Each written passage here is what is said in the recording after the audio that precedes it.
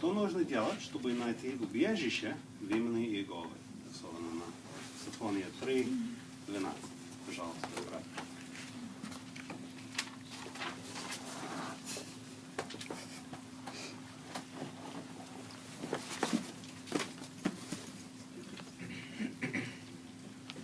Он приближается.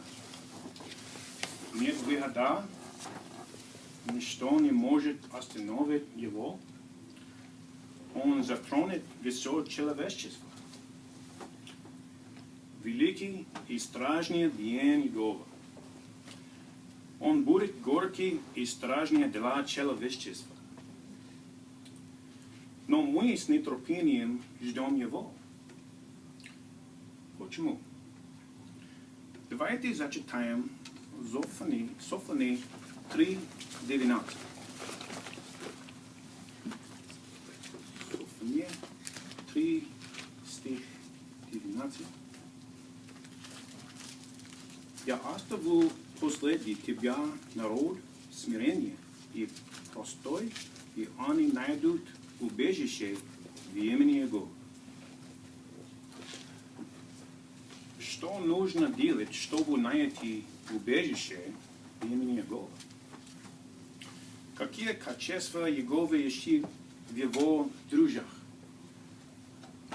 Смирение или смиренно мудрее? Этих качеств не хватает сегодня под сатанинским влиянием.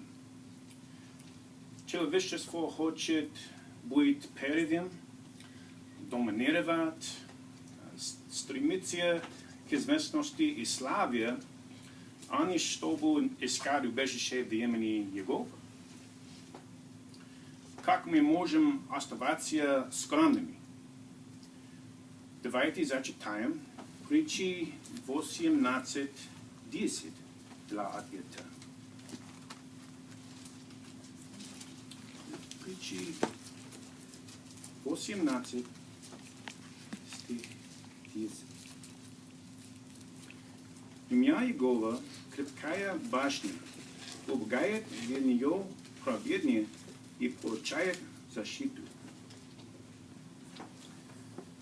Мы находим духовное убежище, молитвенно размышляя об имени Бога и ревностью слушаем.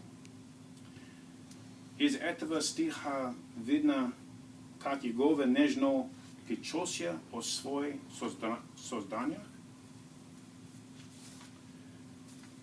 Бог предоставляет защиту в особенности праведным, которые, не переставая, ищут у него спасения, как будто убегают в крепкую башню. Но как в напряженной ситуации искать у Иеговы защиту? Рассмотрим 3 жизненно важных шагов. Во-первых, надо обращаться к нашему Небесному Отцу в молитве.